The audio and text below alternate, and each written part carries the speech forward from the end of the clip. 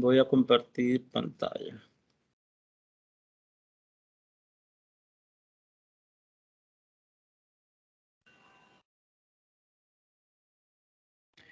Licenciado, disculpe, yo fíjese que hay como 2 reuniones en el canal, creo que hay 3 compañeros. Yo creo que deberíamos de compartir el link porque están equivocados y siguen en la misma, en el otro canal. Ah, pero yo puse reunión 9 de junio. ¿Y dónde está? ¿Dónde se copia el link? Si quiere lo comparto yo. Compártalo. Pero ahí hay un link copiado. Pero comparta este. No sé dónde está eso.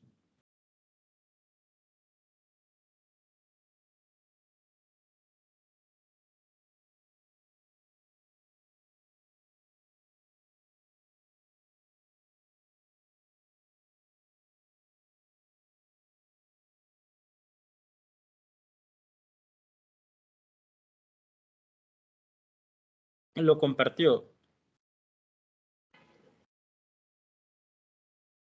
Ahorita.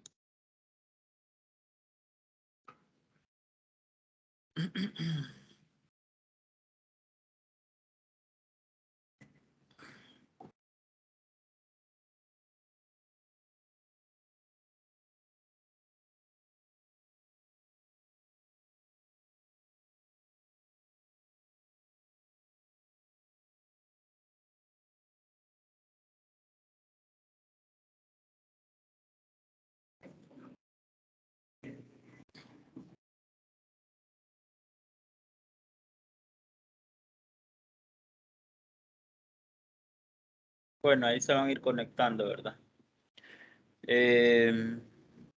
Aquel día nos quedábamos, terminamos de ver la barbarie, ¿verdad? Y vamos a pasar aquí a la familia consanguínea. No sé si quedó alguna duda, pregunta o comentario.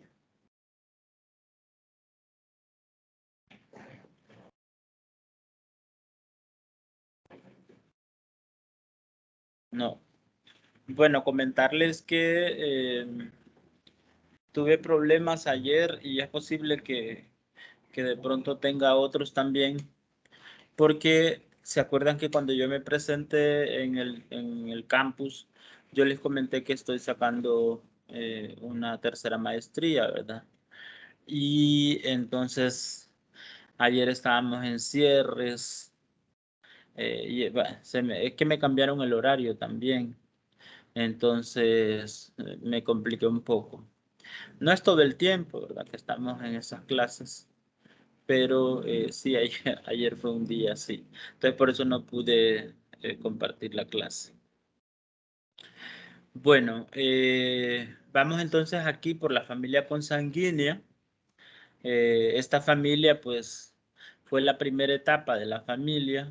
Los únicos excluidos del matrimonio por grupos son los padres y los hijos, pero no los hermanos y hermanas, que pueden ser marido y mujer unos de otros.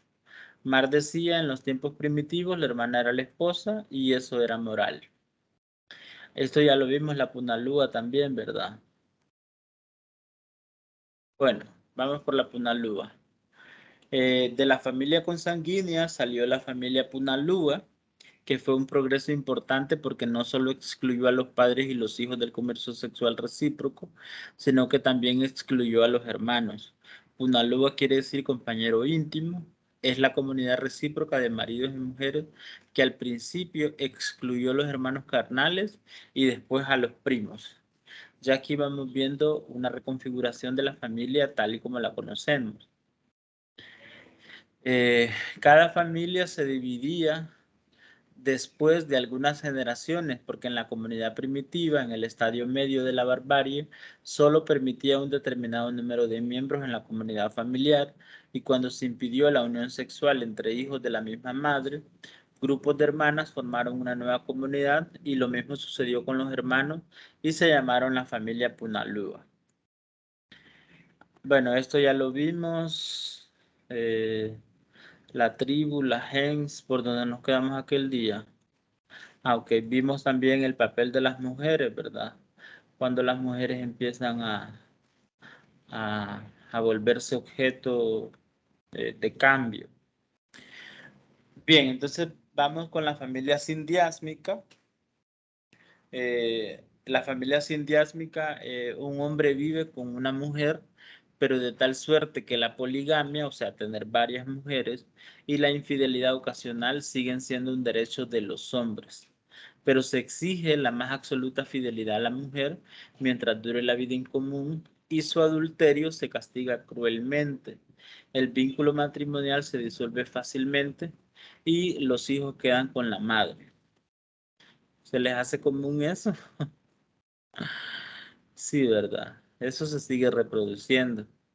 Eh, el machismo, por ejemplo, se reproduce cuando vemos ese montón de hogares que son las mujeres las que los dirigen.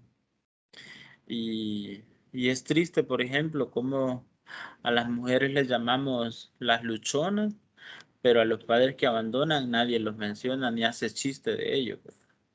Ese es un reflejo, obviamente, del machismo que todavía perdura desde todo este tiempo. La familia sindiásmica es la forma característica de la barbarie, como el matrimonio por grupos lo es del salvajismo, y la monogamia de la civilización.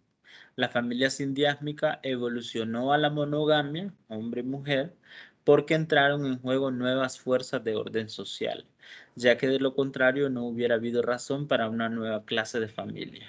Y entonces aquí ya comenzamos a ver cómo la familia va reconfigurando al Estado o da pie o cabida a la formación del Estado.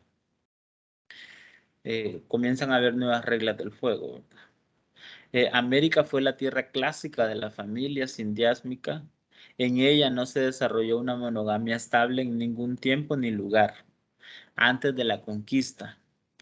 No crean que eso ha cambiado, ¿verdad? Si no vean como América Latina, pues está lleno de madres solteras, de padres que andan regando hijos por doquier. O sea, ven, ¿verdad? Cómo eso persiste en nuestro tiempo. Todo lo contrario en el viejo mundo, donde la domesticación de animales y la cría de ganado habían abierto manantiales de riqueza desconocidas hasta entonces, creando relaciones sociales enteramente nuevas. Cuando ya empezamos a ver dinero, ¿verdad? En Europa sobre todo, entonces el matrimonio comienza a ser atractivo para la acumulación de riqueza. El capitalismo le conviene el matrimonio para la protección, acumulación de riqueza. Pero ¿a quién pertenecía toda esta riqueza creada? En su origen dice que a la gens, pero muy pronto debió desarrollarse la propiedad privada de los rebaños. En la historia auténtica encontramos ya en todas partes eh, los rebaños como propiedad particular de los jefes de familia. Lo mismo que los productos de arte de la barbarie, los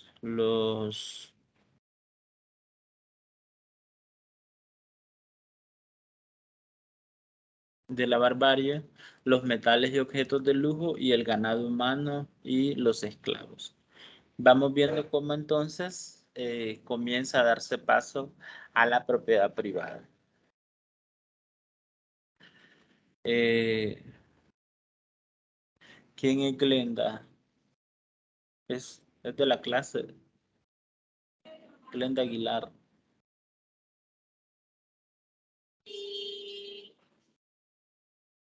¿La ubican o no es de esta clase? Silly, que es la que estuvo platicando con usted la clase pasada. Ah, ya, que se está excusando. Ok. Ya la esclavitud para este tiempo era un hecho, ¿verdad? Para el cuidado de los rebaños utilizaban al prisionero de guerra que se multiplicaba como el ganado. Ahí fue el comentario que hicieron la vez pasada. Convertida toda la riqueza en propiedad de la familia, se dio un duro golpe a la sociedad fundada en el matrimonio sindiásmico y en la gens basada en el matriarcado.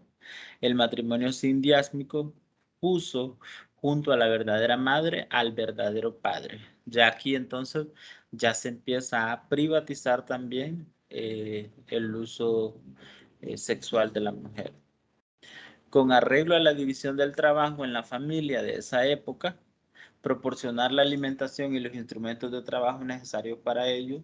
Como consecuencia, era propietario de dichos instrumentos y en caso de separación se los llevaba consigo.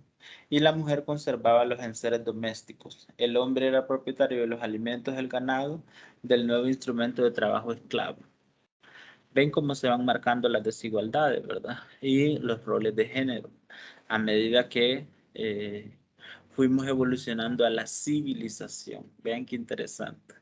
Cómo el machismo y el patriarcado adquiere una connotación en búsqueda de la civilización. Pero en aquella sociedad la descendencia se contaba por línea materna. A la muerte del propietario de rebaños, estos pasaban en primer término a sus hermanos y hermanas y a los hijos de estos últimos o a los descendientes de las hermanas de su madre. En cuanto a sus propios hijos, se veían desheredados. A medida que la riqueza aumentaba, se daba al hombre mayor importancia que a la mujer en la familia y nacía en el hombre la idea de valerse de esa ventaja para modificar en provecho de sus hijos el sistema de herencia, lo que no podía hacerse existiendo el derecho materno. Este tenía que ser abolido y lo fue. El derrocamiento del derecho materno fue la gran derrota del sexo femenino en el mundo. Ven, no siempre hubo patriarcado. Así que es un error que pensemos eso, porque no pasó así. Se supone incluso que hay todo un tema de sentimientos, todo un tema de este vínculo quizás más emocional y biológico también, ¿verdad? Que las mujeres tienen con los hijos, los que posiblemente también contribuyeron en parte a que los hombres comenzaran a utilizar ciertos chantajes con el tema de los hijos e ir adquiriendo más poder.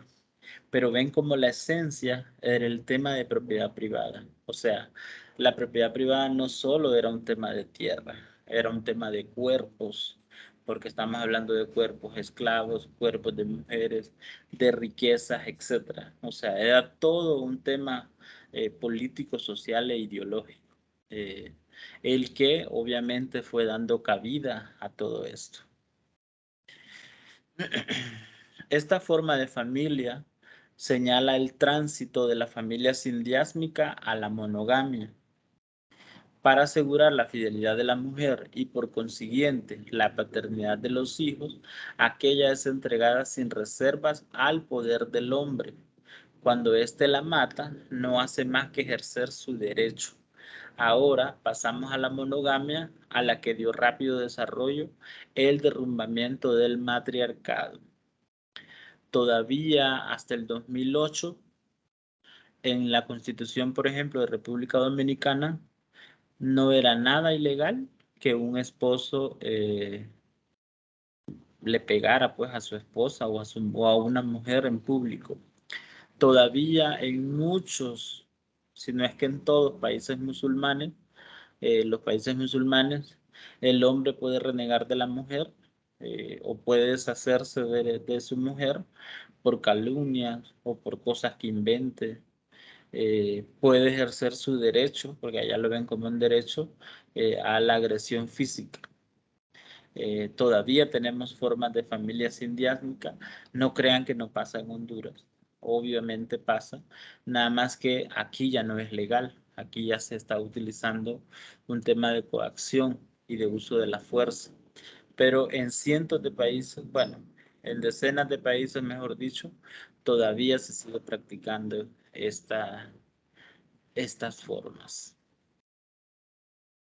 Muy bien, la familia monogámica se diferencia del matrimonio sindiásmico por la solidez mucho más grande de los lazos conyugales, ya que no pueden ser disueltos por cualquiera de las partes.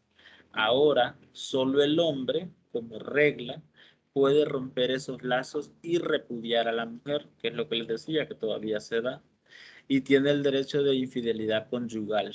sancionado, al menos por la costumbre. La monogamia solo es para la mujer. ¿Y creen que esto ha cambiado?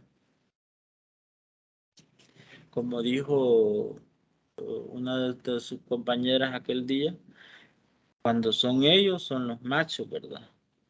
Cuando somos nosotras, dice, son las PUTA. Ven, todavía se ven esas manifestaciones. Muy bien. La monogamia no fue producto del amor sexual individual, siendo el cálculo ahora como antes el móvil de los matrimonios. Fue la primera forma de familia que no se basa en condiciones naturales, sino económicas y concretamente el triunfo de la propiedad privada sobre la propiedad común. Con la monogamia aparecieron el amante de la mujer y el marido cornudo. Vean qué interesante. El matrimonio entonces con la monogamia fue el gran logro del sistema capitalista, de devolver propiedad privada a la mujer, devolver propiedad suya, todos los bienes de las mujeres, porque eso es lo que pasa, o sea, todavía hay sistemas de países en los que la mujer no puede heredar, por ejemplo, sino que hereda a su hermano o su hijo o su padre. Es lo que Marcela Lagarde llama los cuerpos para los otros, o sea, las mujeres siempre cuerpo de alguien, y que sufren formas de cautiverio. Por ejemplo, a nosotros nos dejan salir más fácil que a ustedes. Nuestro riesgo andando en la calle solos de noche es mucho menor que el de ustedes. Entonces, ven, esos son los cautiverios. Estas formas de familia fomentaron estas formas de cautiverios. El matrimonio de la burguesía en países católicos, los padres proporcionan al joven la mujer que le conviene y se desarrolla en la mayoría de los casos la contradicción de la monogamia, el heterismo exuberante por parte del hombre y el adulterio de la mujer. Y si la Iglesia Católica ha abolido el divorcio es porque sabe que contra el adulterio, como contra la muerte, no hay remedio que valga. Pero aquí el tema del adulterio, si ustedes lo piensan bien, es que venimos de siglos y siglos de sexo colectivo, de sexo común, o sea, de que nadie me ponía tabús, de que nadie me decía nada, o sea, no habían tales temas de ahora de que no, que esto no, o que me van a ver, antes no había eso. Y eso está en nuestros genes, está en nuestra evolución. Si ustedes se fijan, por ejemplo, cuántas veces uno no desea a una persona, pero ¿por qué tal vez se controla? Por el tabú, por la moral, por el compromiso, por el que dirán. Pero ese deseo, esa esencia, ahí está. Y ese impulso también, muchas veces, que mucha gente no lo controla. Bueno, casi todo el mundo. Muy bien. Por el contrario, dicen los países protestantes, se concede al hijo del burgués más o menos libertad para buscar mujer dentro de su clase. Por ello, el amor puede ser la base del matrimonio y se supone siempre, para guardar las apariencias, que así es, lo que está muy en correspondencia con la hipocresía protestante. Pero en ambos casos, el matrimonio se funda en la conveniencia. Y es que hasta la vez, o sea, no nos perdamos si usted mira, por ejemplo, que un hombre no le puede aportar, no le va a servir, o que una mujer tampoco le puede aportar o le va a servir, pues ni modo que no va a estar ahí, ¿verdad? Que no crean que no pasa, pero siempre hay un tema de conveniencia y de consenso. Se viene un aguacero acá, se toca una de ustedes.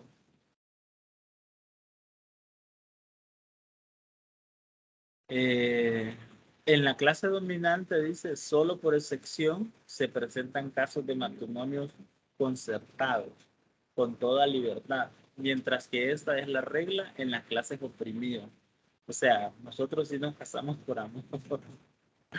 Por tanto, el matrimonio no se concertará con libertad, sino cuando, suprimiéndose el capitalismo y las condiciones de propiedad creadas por él, se aparten las condiciones económicas que influyen en la selección de los esposos. Bien, o sea, todo esto del matrimonio es parte del sistema capitalista. Es parte de la lógica de acumulación de la propiedad privada. Me voy a quedar aquí porque está bien blanco acá y casi no escucho. Vamos a continuar mañana. Está bien, licenciado. Muchas gracias. Listo, Luis.